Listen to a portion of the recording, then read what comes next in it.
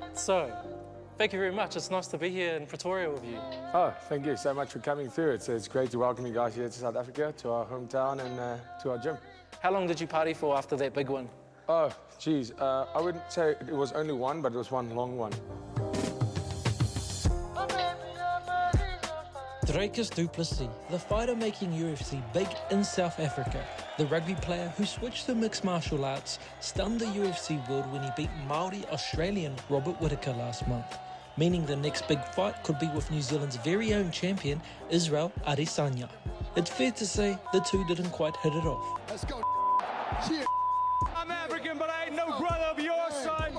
Let's go. You do get to Dricus has been accused of insensitivity over comments that appear to be questioning how African Israel is. We'll hear his explanation later on. There's so much that is similar between this gym in Pretoria and City Kickboxing in Auckland. Not just the vibe, but the fact that both gyms have fought for visibility in countries where rugby is the dominant sport. Against the odds, fighters like Israel, Dan Hooker, Kai Kara France and many others have successfully elevated the sport to another level. Here in South Africa, Dricus and his crew are doing the exact same, and it's taking off big time. What did that win mean for South Africa against Robert Whittaker? Not only for South Africa, to mean a lot for Africa, because like a lot of people, especially in my country, they look towards Dricus and they want to be there one day. So it will mean a lot for the whole continent of Africa. Is it big for this gym, for these men? It's big for everyone because it's for everyone, it's teamwork. It was major, I mean, major breakthrough. Everybody doubted him, as you could see, social media was full of doubt, and just for him to prove everyone wrong, I get chills again. It's good for us because it's putting South Africa in a map and giving us what you need to do in future. For us as a team, for us as a country, it's huge. Huge step into the MMA world, huge step up into the MMA world. It just makes us believe in ourselves more that we can also achieve what he achieves. So you beat Robert Whittaker, who's a Māori from New Zealand living in Australia. What was that feeling like? Because that was someone you looked up to, right? 100%. I mean, beating a guy like Robert Whittaker, especially in the, if you look at the build-up of the fight, you know, it was such a mutual respect build-up. Fighting a guy like Whittaker, when he gets in there, he's an absolute killer. And I knew that I was going to have to prepare for the toughest fight of my life, 100%, and that's what we did. And, you know, it showed on fight night. I think go out there and putting on a performance like I did, I knew I was going to beat Robert Whittaker. But, you know, every time you can prepare yourself for the feeling of beating the #1 guy in the world for almost a decade. But it's just, there's no way you can prepare yourself for that feeling. It was incredible, and I'll always remember that feeling.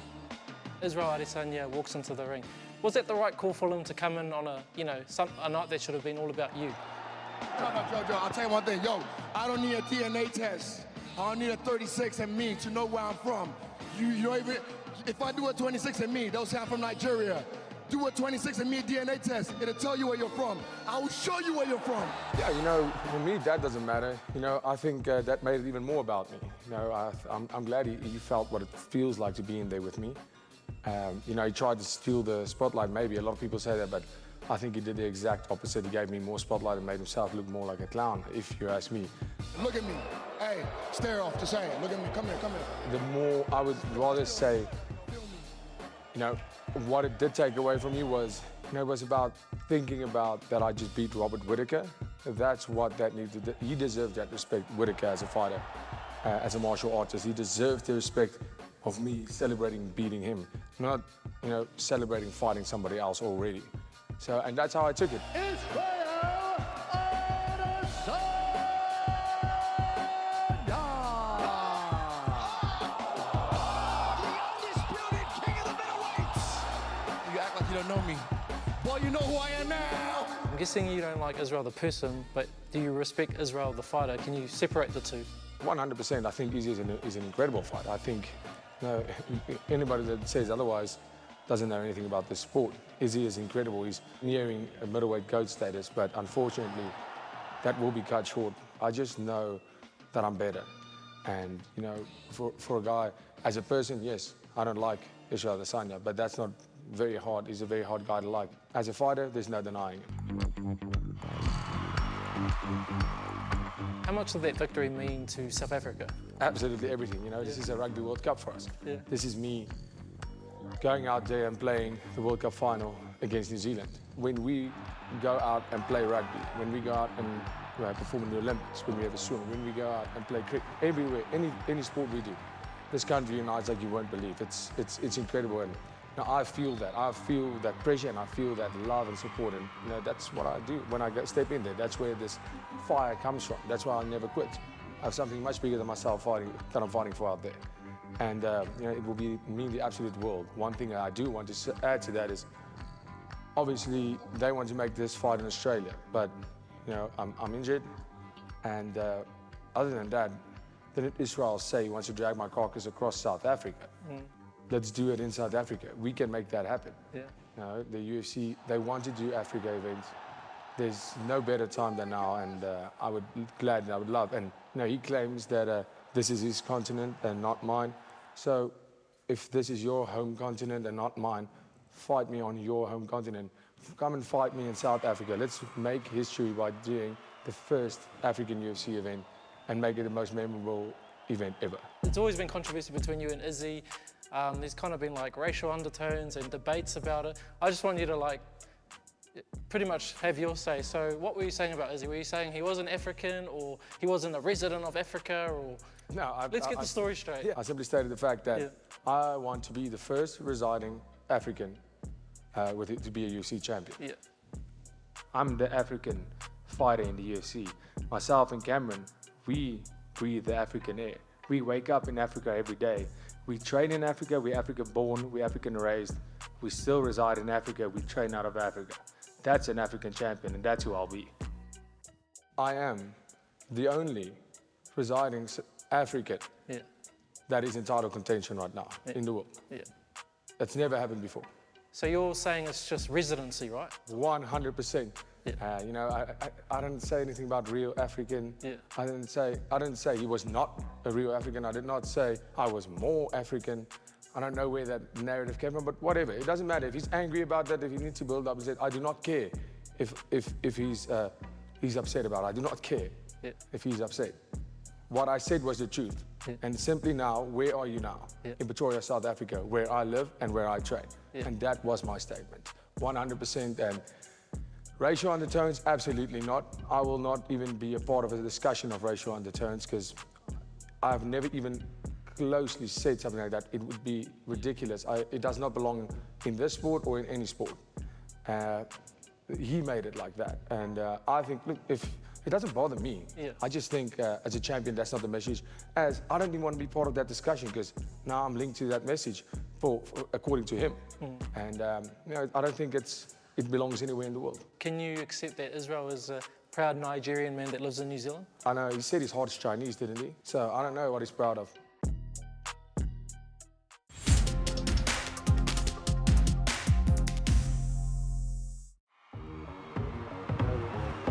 Making it to the UFC is incredibly difficult. It can take years. Team CIT MMA in Pretoria offers fighters the chance of reaching that goal, and Dricus' rise gives hope to everyone here. I always knew he's different from every other athlete. Like Dricus just has something special, you know. Like, I never doubted that he was gonna make that far, but he's just a special guy. You know those days where you feel like skipping in a session, you're like, then you see, oh, Dricus achieved that. So, you know, it forces you to, you know, push that extra mile. Gonna go for the UFC too? Or? I'm still fighting EFC in Africa, so soon we'll join, I'm sure, because, you know, Dricus already opened the way for all of us. In mixed martial arts, everyone has their own style of fighting, from wrestling to kickboxing to many more. Dricus has his own unique style. And we started in the UFC, people said, this guy looks weird. This guy's has awkward fighting. Does that ever annoy you? Or? No, never. Like, I was like, what do you guys mean? When I look at it, I went like, what do you guys mean it's weird? And I looked at it and I was like, well, I can't really blame the guys for saying that I fight weird, because he doesn't look like the other guys. It didn't annoy me, but I was like, how can you guys say, people say Dricus is such a shit fighter, and I'm like, I'm number 5 in the world, guys. I'm number 5 in the world. No, I'm not a shit fighter. But I didn't care. I said it in Afrikaans. Hulle weet nie wat ons weet nie, which translates to, they don't know what we know. And the style we created to go out and be so unique that they haven't found an answer, and I don't think they're gonna very soon. When Dricus was a teenager, he had to make a big decision, giving up rugby. What position did you play? I played flank. I played provincial rugby. Yeah. I played national team as well. No, it's an incredible game, and South Africans love that. And I wanted to, that was my dream before. You wanted to be a Springbok player? That was it, and now I'm just wearing a different type of jersey. Was it hard to walk away from that dream and go towards UFC? 100%. Just when I finished school, I had to make that choice in which one I wanted to pursue. What did that victory mean for the gym here? Because I saw you walk in there with all your crew. You guys look like a tight little crew. I had a guy, Cameron Simon, who's also next to me in the UFC, and he looked up to me when I was still in the UFC. I was 19 or 20 years old, and I was his favorite fighter. He was 13, 14, and I started coaching him. He came to the gym. He had somebody that would pay me to coach him, and I didn't really do coach private classes. But the first class I gave that kid, well, not a kid anymore, he's one of the best bantamweights in the world right now. Yeah.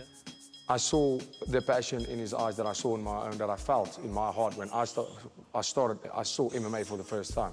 And I just knew that I want to help this kid. And every day I would teach him something, and the next day would be better. I'd just go home and train it.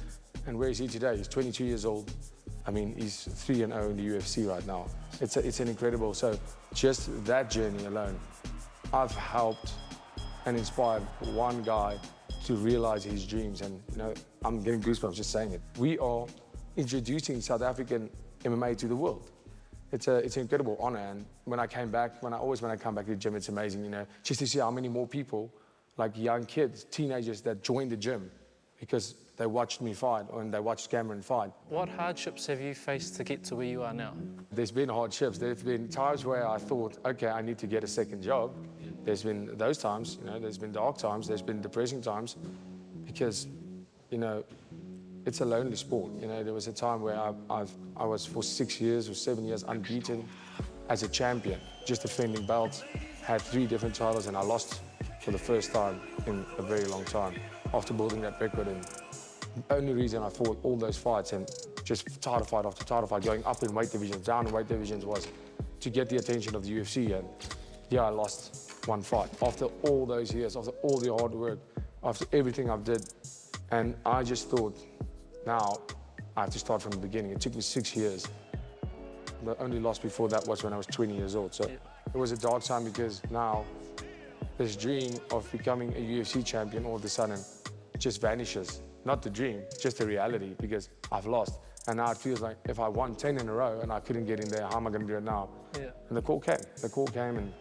But I've never even considered giving up on the sport. Like I said, I've been depressed. I've lost a lot of people in my life, sacrificed a lot of things. But if I have to do it all over again, I would make that decision in a heartbeat. I would make the exact same decision. If I can go back and tell young self anything, I would say do it all exactly the same, because it's been incredible. And I've, like I said, never walked away. Do you wake up every day going, man, I've got a good life? I do. Yeah. I wake up every day and I think, damn, this is cool. Yeah. I feel like we're living in a simulation sometimes, after this fight. Now I'm still on cloud 9, but now people are like, so you didn't even think you would beat Whittaker? That's maybe why I'm so happy. No, I will feel like this for maybe a month after each and every fight. From my first debut fight to this fight.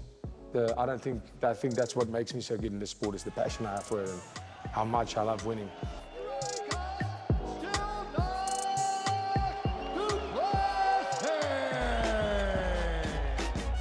Last question is, what do you love the most about New Zealand? What I love most about New Zealand... You haven't been there yet? I haven't been to New Zealand, but they do make some pretty good rugby players. I have to give them that. Yeah. I mean, they like the All Blacks? Yeah. Yeah, I mean, you can't... I have a lot of respect for the All Blacks, but they are public enemy #1 here in South Africa. But they did give us a good match now and again. Yeah. It's been a pleasure speaking to you today. I've got some gifts for you from New Zealand. Woo! Here we go. This is world famous in New Zealand. You like chocolate? Oh, wow. That's pineapple lumps. Pineapple lumps? And peanut slabs. This looks amazing. Does this say Whittaker's? is that a personal joke you guys on? It's not about Rob Whittaker. I appreciate it, guys. Thank you. All good, bro.